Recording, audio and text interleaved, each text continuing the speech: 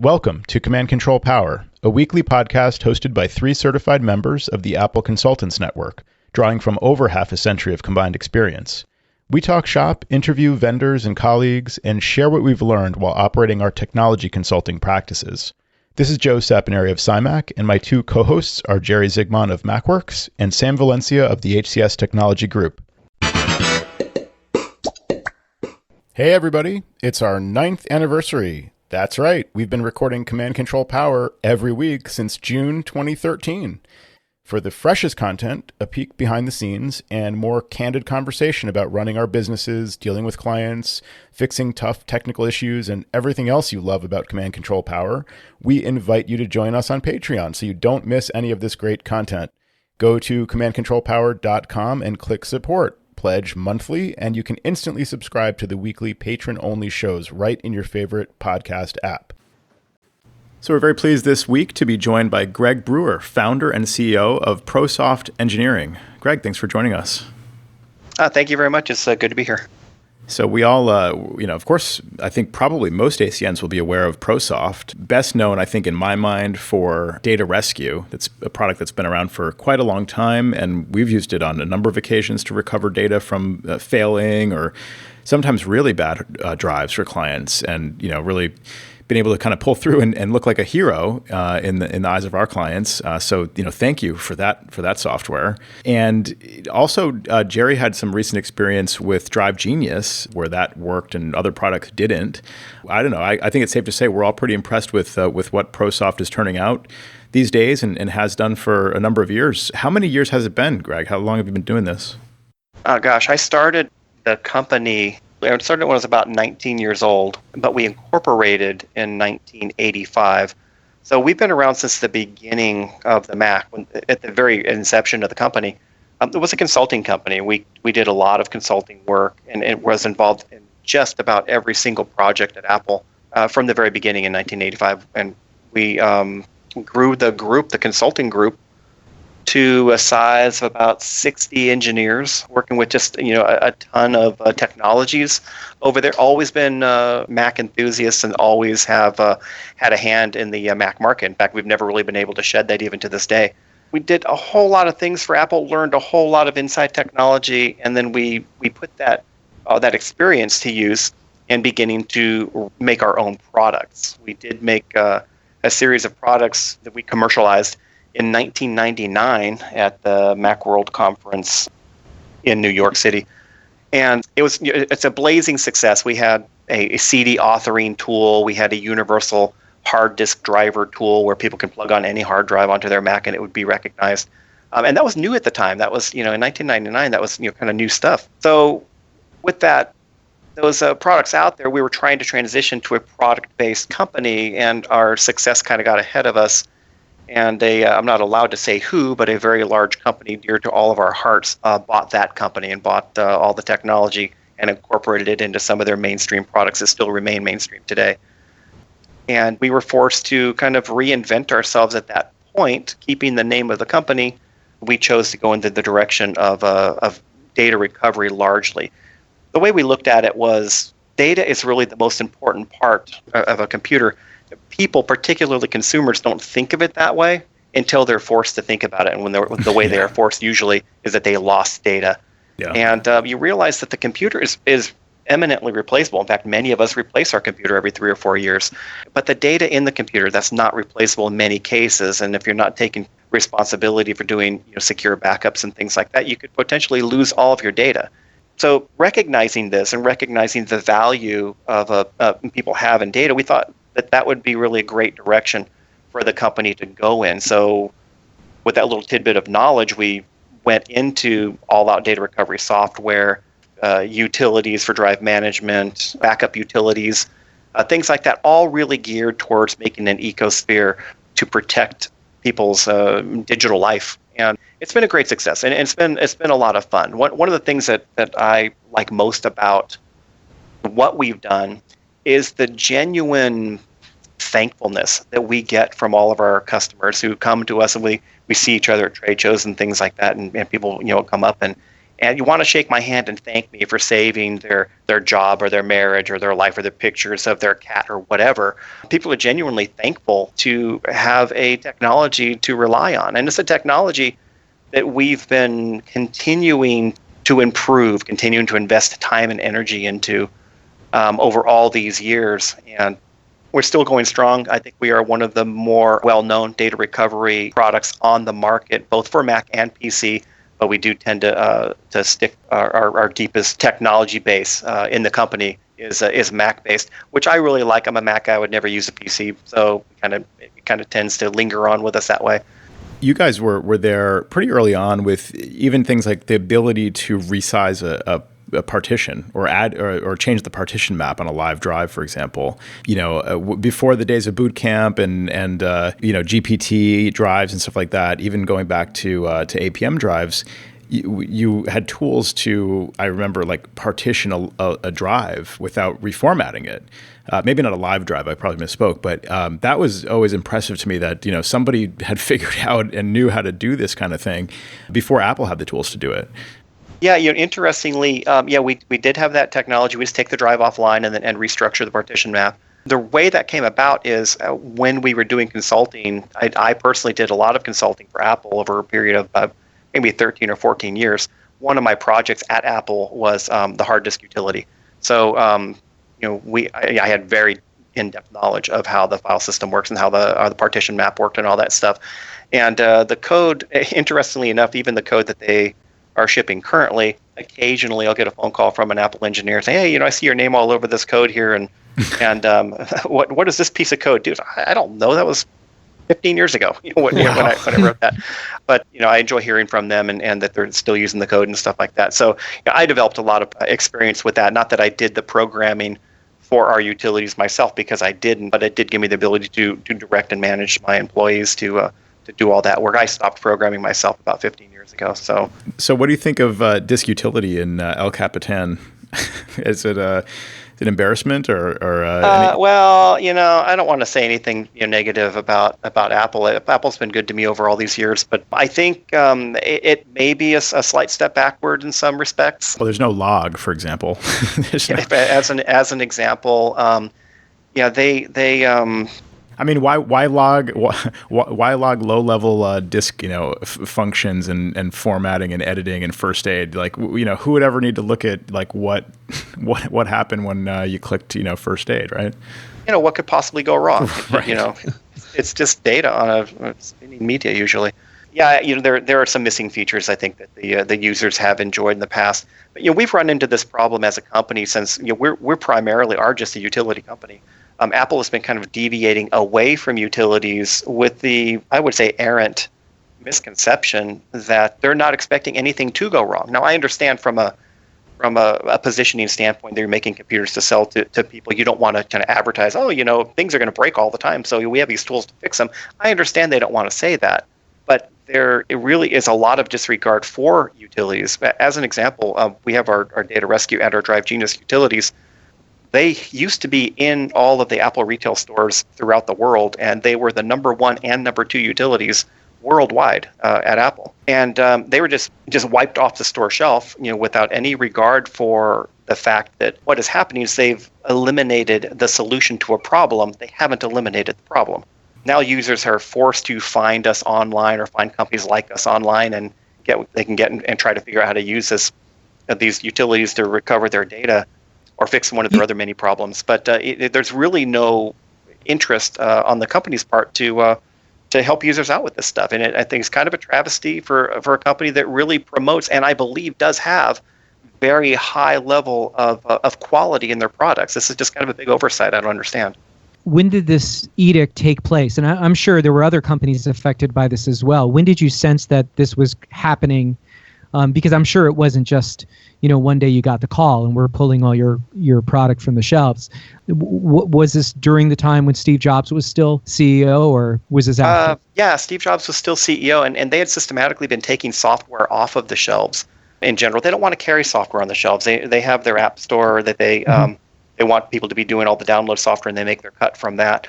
But the problem with utilities is that we don't follow the App Store rules because we have to have low-level access to your drive for us to recover your data.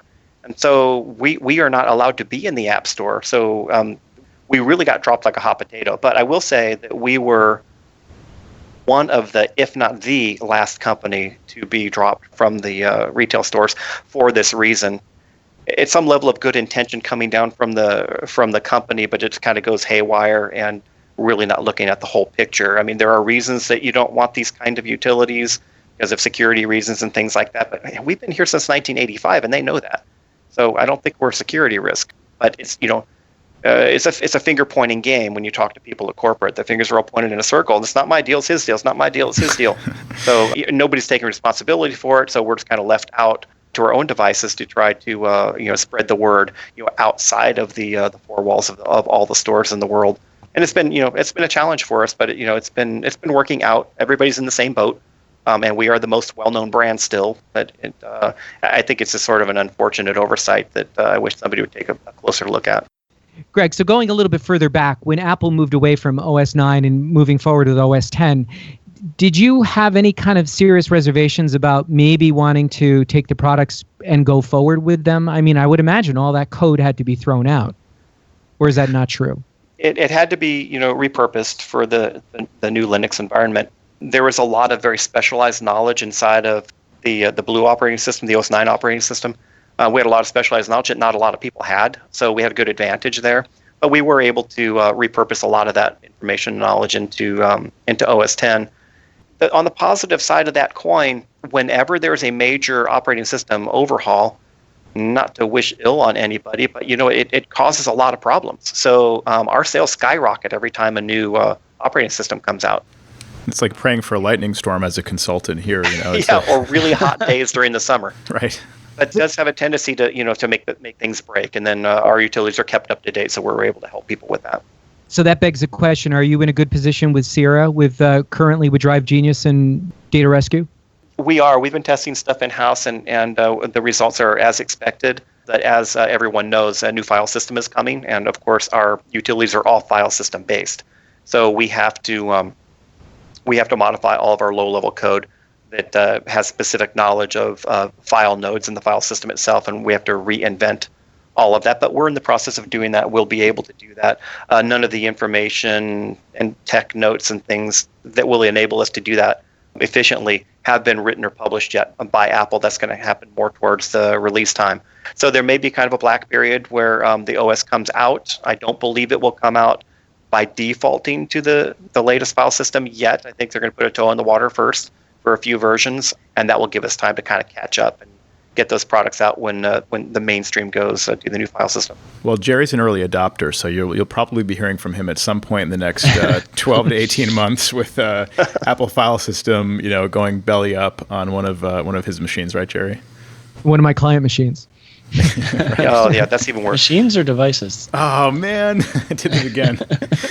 We have a little internal bet here, Greg, about who's the biggest culprit, referring to the devices and Macs as the wrong names.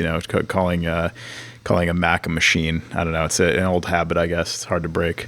Yeah, I'm an old timer, so I use machine as well. But there always has been since the development of iOS. The OSs are getting closer and closer, and it's more similar and more similar. So there's probably a time when all of us, even as old timers, are going to have to start calling it devices because they're going to become indistinguishable from the tablets of the future and things like that. They should be pretty much functionally the same.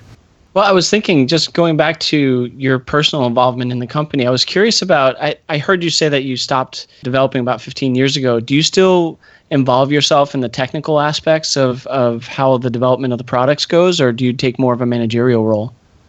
I do a managerial role, but I still remain very technical in the company. My forte has always been, I'm a professional problem solver. I never went to school or anything. I'm all self-taught because I had this natural knack to solve problems. It doesn't matter what kind of problem it is.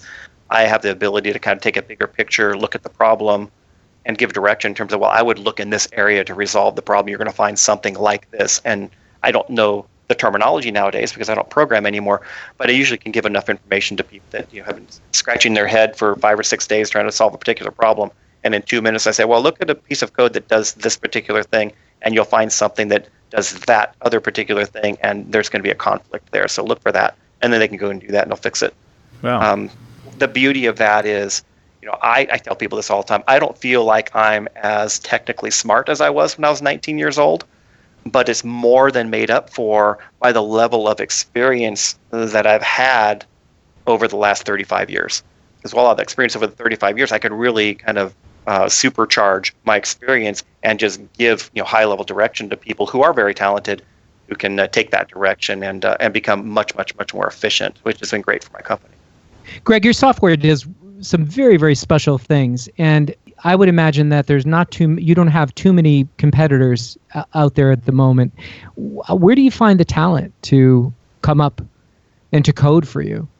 Interestingly, for my programmers, the company has always been, since 1985, has been an invitation-only company. We won't really accept resumes, the people just send over to us or anything like that.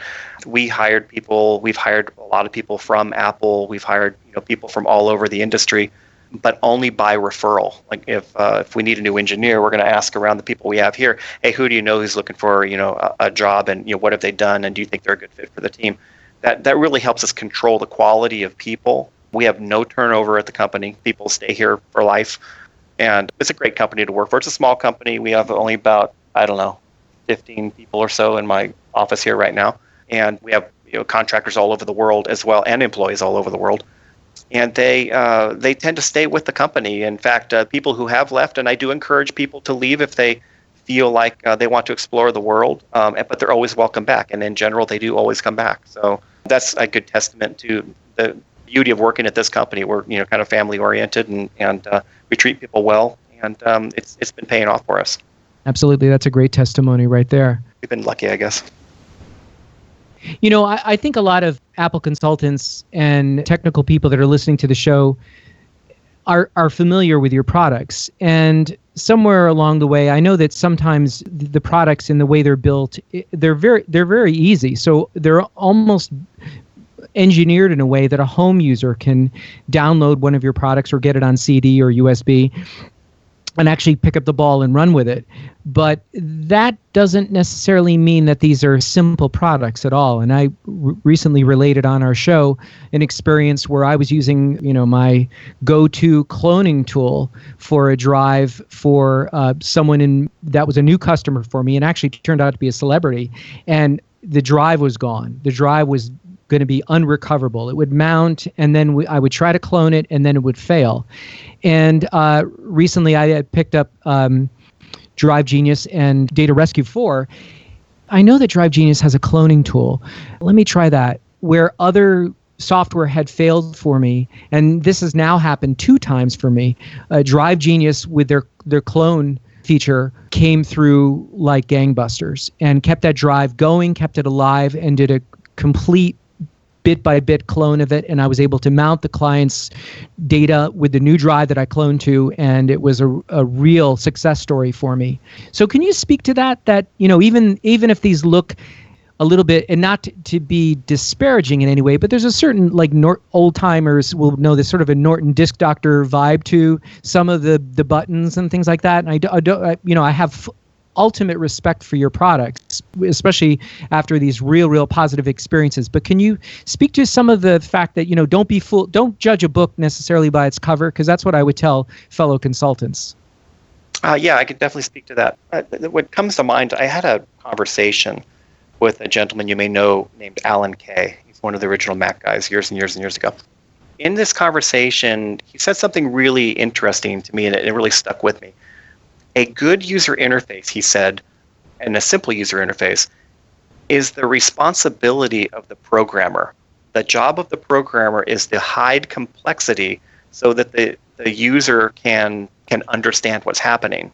And the analogy he gave is that, and I think there might have been a video like this at some point out there, he goes into a basement of a hotel. In the basement of the hotel, he sees pipes. He sees sewer pipes and air conditioning pipes and water pipes and electrical conduit and all this other stuff. It looks like chaos in the bottom of a hotel. And then he goes up to the lobby of the hotel, and you don't see any of those things.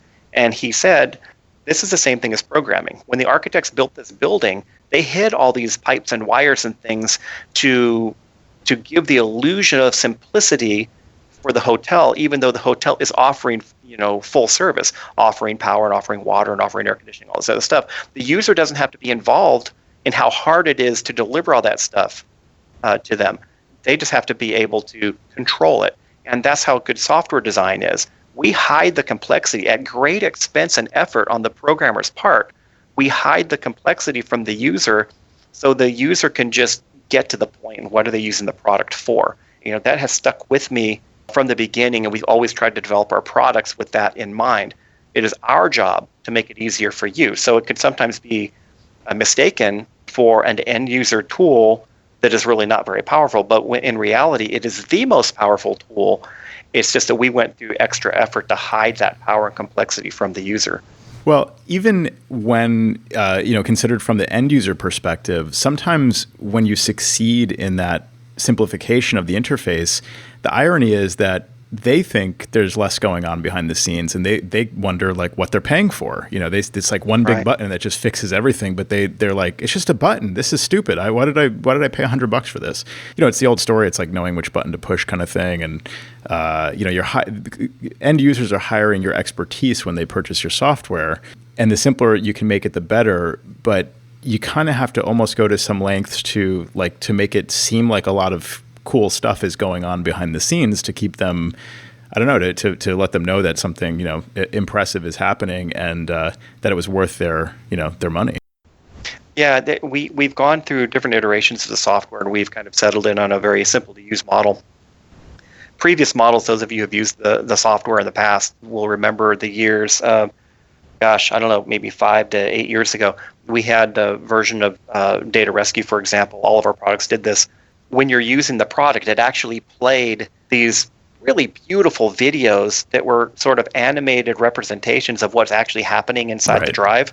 Right. And you would see the files and actual real file names. People thought these were just movies, but these were movies that were generated on the fly, and we're using real data streams and real files and everything. They're going from the rotating media, and they're going over to a bucket where the files are being stored. And you're seeing this all happen in an animated way. Some people loved it. Some people hated it. The people that hated it would always reference, why are you wasting all this time and all the CPU power doing all of this stuff when really I just want to get my files out? Yeah. And I could see the rationale in that. However, I would always tell people, well, right now our software is I/O bound. It's waiting for the hard drive to present data to us. So what does the CPU do while we're waiting for data? Well, we might as well do something. So we put this really cool video stuff up. But when it all came down to it, we had so many people questioning that, and you don't really want to be in a position to educate the whole world. So we kind of took all that out and made it more of a generic, simple, hey, we're recovering your data, stand back. The problem that you cite is really specific Data Rescue in particular, because Data Rescue has, when all reality, it just has one function. Its function is get the data off my computer, get the data off my broken hard drive. If it weren't for the fact that people really value their data, people would be really irate about having to pay $99 for that. What they don't understand is it takes millions of dollars to do software like this. It takes all of the complexity inside of the software. Engineers aren't cheap, and we're out here in Silicon Valley. It just takes an enormous amount of money to do that. For us even to modify and keep updating the product, there really isn't a lot of margin for error. And I think you pretty much see, if you look at, say, top 10 reviews or something like that, you'll pretty much see that it's a very consistent price point in that kind of product. But we did go that extra mile and try to hide all the complexity from the user pretty much as a one-button kind of thing. Hey, get my data back. And it actually goes through a process to determine how is the best way to get your data back. I'll give you an example. There's one of the Achilles heel elements of data recovery is if the drive is failing, the more you read the drive, the more problems you're going to run into and the more data you're going to lose. So the best response you can have for that, and I wanted to go back and mention this as well about your experience with cloning, the best thing you can do about that is do a very quick clone of the drive as quick as possible, and so you can get that drive offline.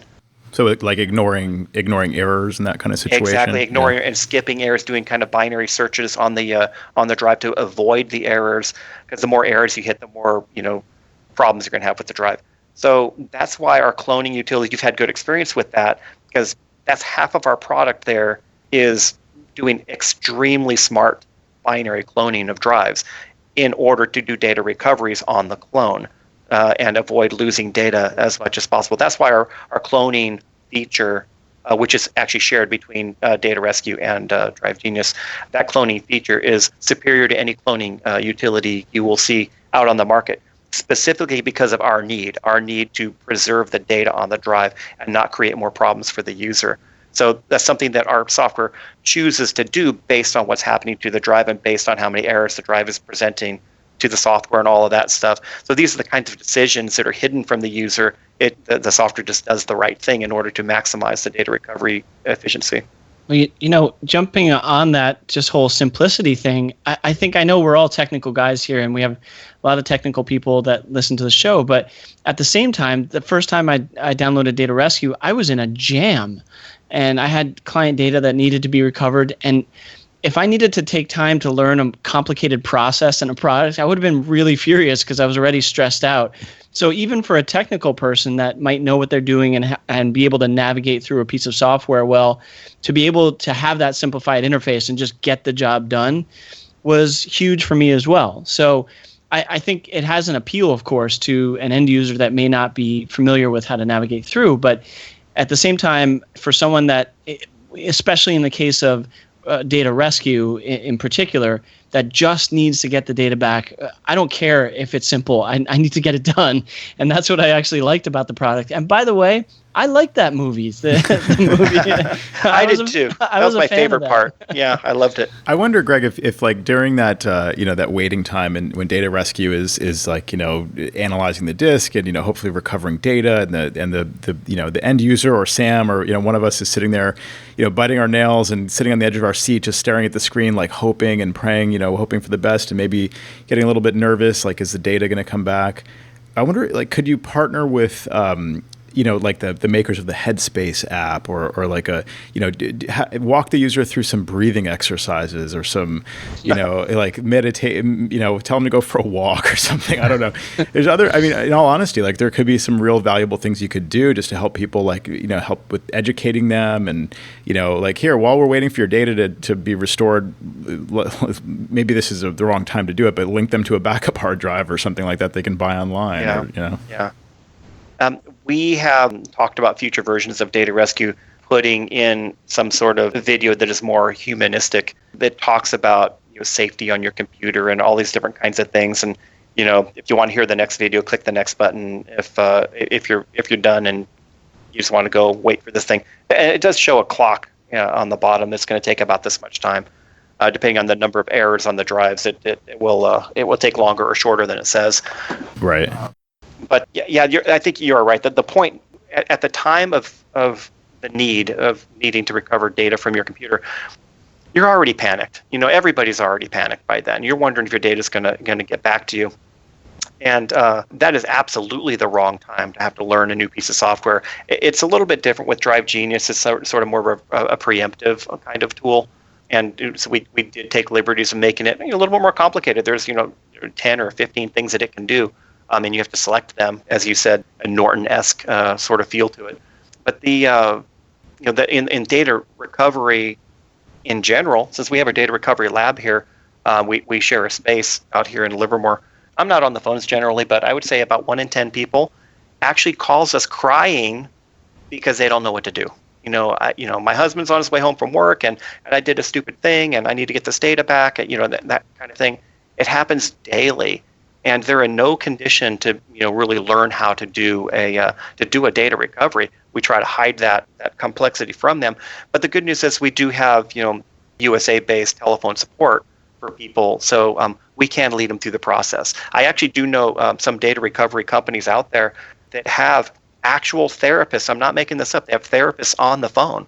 So if somebody's really that distraught, the therapist gets online with them and talks about, how it's going to be okay, and this is kind of a normal thing, and this happens with the computers, and we do this every day, and we're confident we can get your data back, just to get them to stop crying, so we can at least get their name. It's a really good point. To Sam's point about making decisions and learning a tool, and to your point too, Greg, it's like that's the worst time to be thinking like, well, should I tell it to go in thorough mode and recover every bit, or should I tell it to ignore errors? Like you're making that decision, so we don't have to in those times of stress. Like you can't even think straight when it's like that. So you're absolutely right. It's the total wrong time to be trying to make those decisions in crisis mode. Yeah. So we've been pretty good about listening to our users and trying to trying to keep the user interface in check and try to avoid putting bells and whistles, which seems to be kind of a fun thing for software companies to do. Just throw a lot of features in there, and then it's going to look more sophisticated, and people are going to want to buy the product more often. I can tell you that is not the case with data recovery software. They would just like a big green button that says, "Give me my files back," and Right. that would be perfect with them.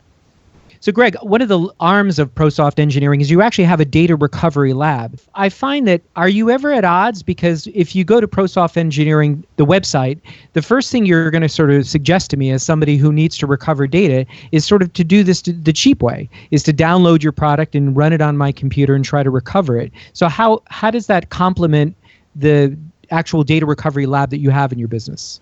That's a great question. I'll tell you, the inception of the lab was specifically for improving our software. We are at our core a software company. In fact, our lab uses our software. Our lab is something that I'm very proud of. I designed the building and the whole facility here. It now contains one of the world's most secure vaults in order to save your sensitive files or whatever. We're right next to two national laboratories that have United States, nuclear secrets and stuff like that. This is the only place in the world they can bring data to. Our facility is, all of the glass in our facility is bulletproof glass. We have the world's cleanest clean room that is a glass box in a glass box, also bulletproof glass that you can see from our lobby. It's a fantastic facility. Every single person in data recovery that I brought to the facility, and these are competitors and partners alike, they all say, without a doubt, this is the best data recovery facility in the world. Command Control Power field trip. I'm just saying it right now. You guys are more than welcome, and I will guarantee that you'll be blown away because there's no building like this in the world. Wow. It's a fantastic facility. I'm really proud of that. That's a real nerd holiday, Joe. I'm sure your wife would love to, hear about your next vacation trip. Right. Everybody likes to go to San Francisco, so we're about an hour outside of that. But to get to your point about is there odds? I would say no, because the reason that we have the lab is to support improvement of our software. The only way that we can improve our software is to get real-life examples of failed drives. And what better way to do that is to get people to send those failed drives to us where we can help them and fix their drive and recover their data. At the same time, we use that as a test case for our new upcoming versions of software, of course, with the clones that we create, not with their live drive. And it really helps improve our software. That's what keeps us ahead of our competition in terms of having the best software in the world for data recovery, is we have a steady supply of failed drives and emergency cases that we are helping people recover from, and we're helping us improve our software so that emergency case is really sort of becoming everybody's benefit for the next version of software. So that's why we started the lab. It wasn't to make money doing data recoveries, although there's definitely a market in doing that. It was really for us to make better software. And it kind of spun out of control because in the cases where a drive physically doesn't work, has a crashed head or whatever, our software is not going to be able to recover that data. The head has to be fixed before we can recover the data. So one of the things that Data Rescue does, software, is if it's detecting that the drive is losing more data, it will stop the recovery process and not let you continue, and then put an 800 number up there. You got to call one of our technicians. We're going to give you advice and direction on what to do next, because you're going to have to send that drive in. So we can put it in our clean room and change the heads or whatever, clone it, and then do the data recovery on that clone. So tell us a little bit about your partner program that you have with computer consultants. We have computer consultants all over the country. I want to say we have 660 of them across the country last time I looked.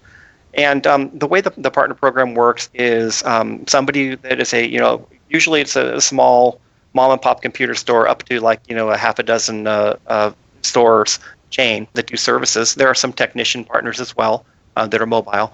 And the way that it works is if they send us a data recovery job, they send us a drive, we give that partner, once they're signed up as a partner, we give them a 20% discount off of the data recovery, with which they can choose to do whatever they want to do. Some partners want to extend that discount to their customer so that they get their customer continue to return back to them. Some people will split that commission with the customer and keep half of it. I don't think there's anybody keeping the whole thing and shaking down the customer. That would be me. but you're welcome to do that. And in our system, you can choose any percentage point to go any direction you want to. So that's been a great program for people. I mean, not everybody can have a multi-million-dollar clean room in a facility like this. So stick to what you know how to do. And if it's a situation where you are going to have to take the drive apart, you're going to have to change the heads. That's what we're here for. Go ahead and send the drive to us. Our partners get free shipping both ways. They get that discount. What we're trying to do is we're trying to get into a situation where the partners just kind of blindly send us the drives, focus on what you know how to do, and send us the drives. We'll recover it for you, and it's going to be a win-win scenario, and you don't have to waste all your time doing that because I'm sure you have other work to do. And we're making improvements to the program. In the next year or so, I think you're going to also find us having some Data Rescue Center mobile sort of devices that we'll be able to send you. It's sort of put the drive in it, close the lid, and using everything we know about data recovery, it's going to tell you everything that's wrong with the drive and what to do next. So there's going to be some things like that in the future coming out from here in our lab. That's pretty cool, like an automatic triage kind of device? We're using some very sophisticated algorithms. I have an engineer specifically for one task. I'll give you an idea of what it can do. And the one task is, if you listen to the drive and you feel the drive, so you put a microphone, a contact microphone on the drive, and you put an accelerometer on the drive, he's working on a process that we can tell you through triangulation exactly what's wrong with the drive. There are some bad sectors in this area. There's a bad track in this area. There's actually damage to the surface in this area of the drive, and that's all done by comparing normal sound and motion of a drive with the drive under test. And it's a very sophisticated algorithm. I can't even pretend to tell you how it works, but it does in fact work, and we end up with sort of a red light, green light kind of thing. Shall we continue with the data recovery and software, or shall we repair the drive first? And this thing in seconds can tell you which of those two things you need to do. Wow. So that was going to be my question was, can you give our listeners any kind of pro tips on whether to use, something like, data rescue, for example, to attempt the recovery themselves versus how do you know when to send it in for professional data recovery? I mean, obviously we all know, like if it's clicking, if it's not mounting, any kind of noise is generally not a great sign. But this sounds like the right answer, really, which is a much more sophisticated way to kind of listen to the drive and identify what's going on inside. Yeah, the world is really ripe for this particular kind of hardware to be released, and we're working hard on it on this end. The current rule of thumb has always been, as you just said, if it's clicking and making any kind of grinding sounds, if it's starting to sound like a lathe, then it probably is being a lathe that's taking all your data off the drive. Wow. You want to immediately shut the drive off. And we wouldn't leave the drive on for any more than a second if we heard any kind of sound like that coming from the drive, because our business is to protect the data. So, if it's making any kind of noise like that, just don't continue. If it's not making any noise and it's producing data, if you're using data rescue is going to be, continually monitoring every block of data that's being read. And if it starts seeing a pattern of failure, it's going to stop you from doing that. So you can't go too wrong with data rescue, which brings up another concept. And this hasn't really been asked very often in recent years, but there used to be a number of products out there that were repair products that could repair directories and it repairs everything in place to get your drive working again. Data rescue is not that. Data rescue always requires you to have another drive to copy your data to.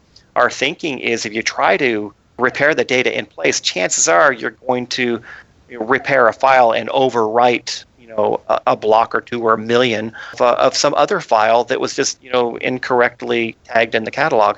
So we absolutely will not, under any condition. In fact, data rescue doesn't even have any code in it to allow it to write to the drive that is being recovered from. It can only write to an alternative drive. So if it's something that a listener is confronted with, you're doing a recovery and you don't have a remote drive to recover your data to, data rescue is not the tool for you. And in fact, we would not recommend recovering or repairing a drive if it's having problems, because you could potentially lose some more data for your customer. Well, we frequently have seen that. That's kind of like the cheap way out sometimes for consultants, where we'll just throw it up to, I'll say the product, Disk Warrior. And like you said, you're even further compromising the drive. Just, a drive that's failing, the last thing it needs is to have more data written to it.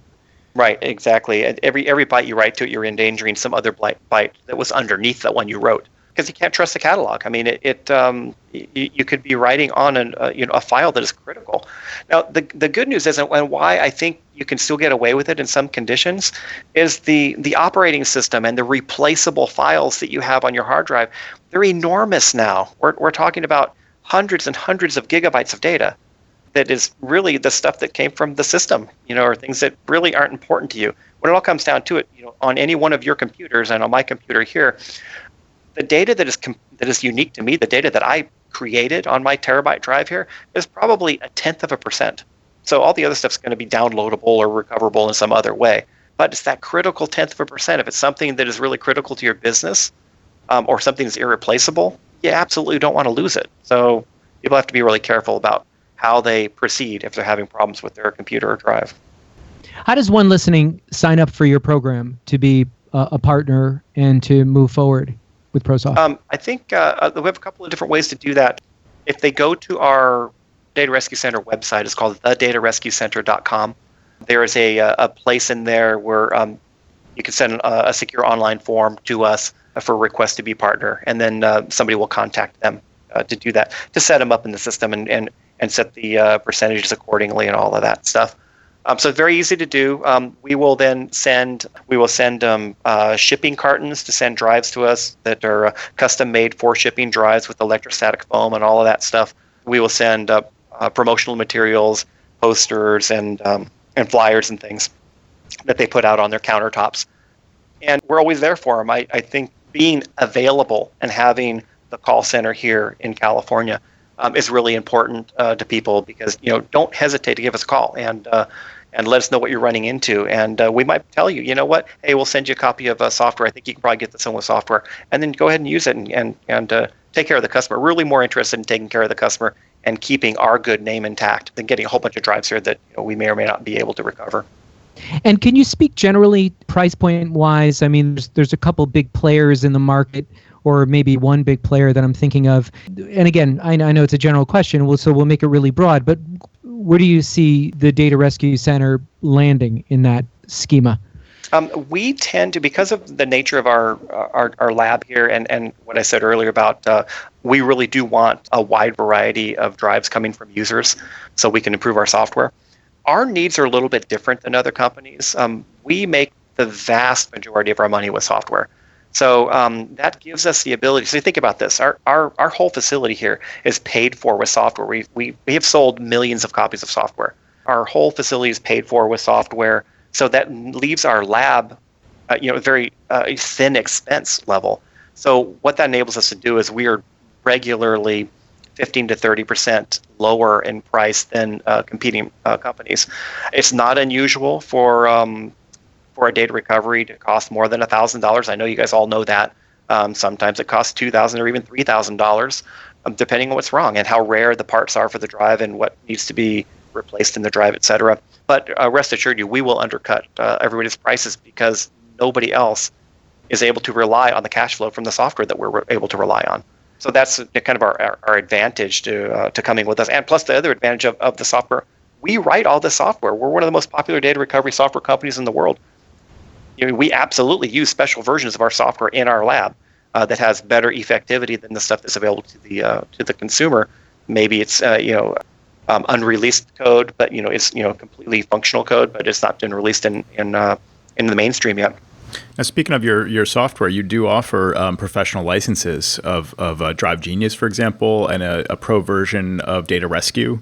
And I guess those are really geared directly toward our listeners. Listeners can feel free to use the professional license, where the personal license, the spirit of it is really not to be recovering data for your customers. So am I right in saying that if our listeners are consultants like we are, and they're trying to help their customers, clone a failing drive or, recover data that's been deleted from a drive or something like that, they should really be looking at the pro or professional licenses of your software?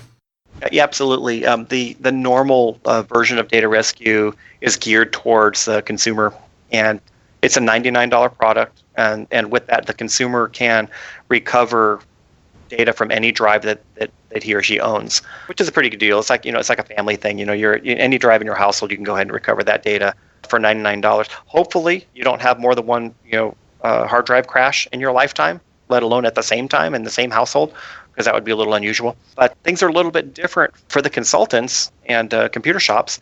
And people are bringing their broken drives to you on purpose, so the licensing is a little bit different. So the Pro version allows you to not only recover your own drives that you own, but you can recover any drive that anybody brings to you. You go out and find out in the wild, and it's completely open licensing scheme. So the Pro version is we actually have a special for the listeners right now that will be posted on your site and on our site. The normal price of the Pro version of either Data Rescue Pro or Drive Genius Pro is $299 annual license for the first year, and this $199 for the subsequent years, and that gives you phone service and support, and all new versions that come out on an ongoing basis. The offer we're making to your listeners today is we're taking $100 off of that first year. So you start off at the $199 price on a year-to-year basis to keep using one of the best data recovery tools in the world.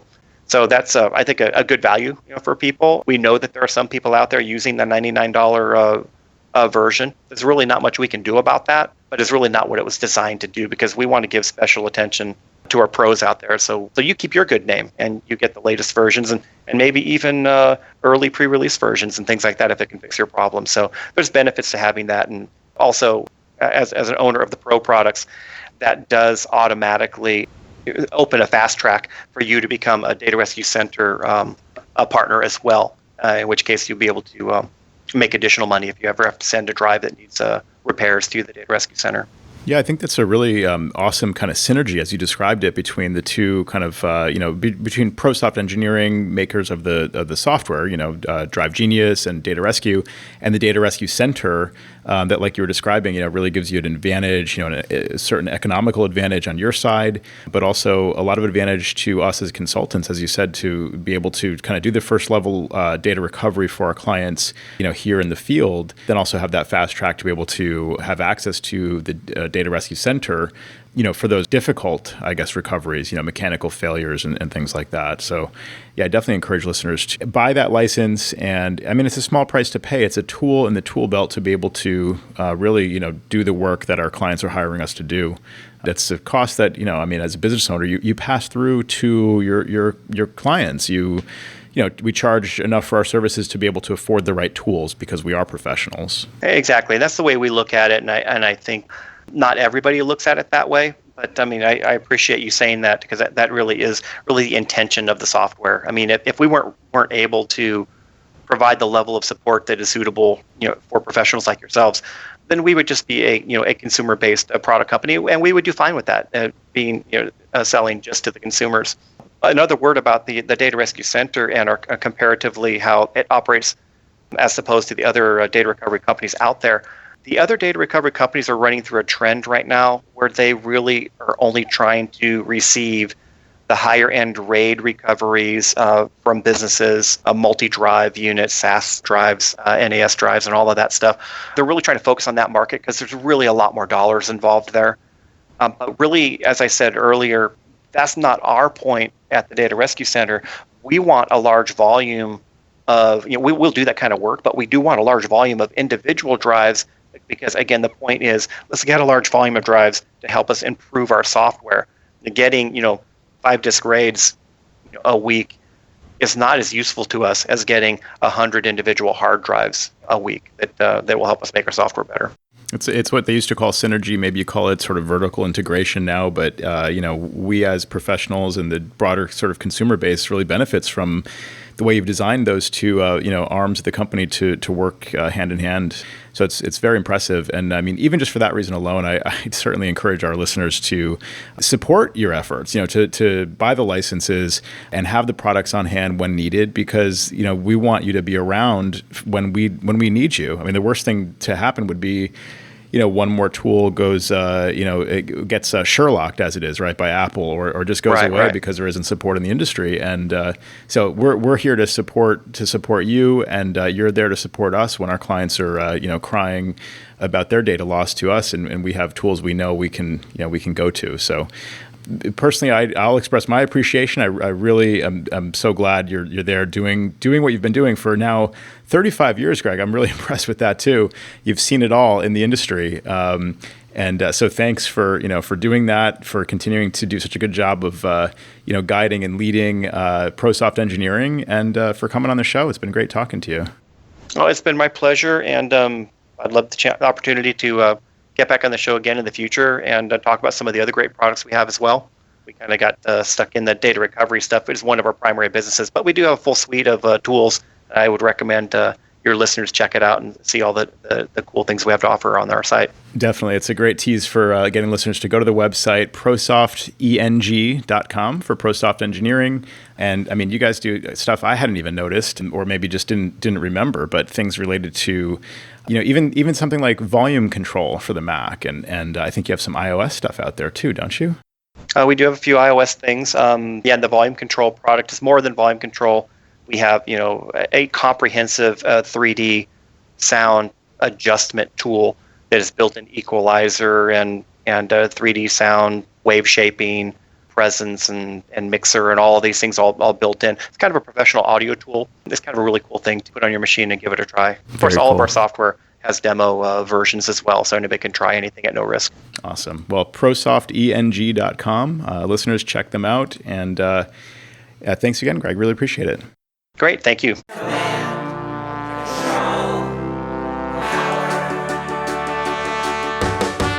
Jerry does his voices of customers of all kinds. Am I on the cloud?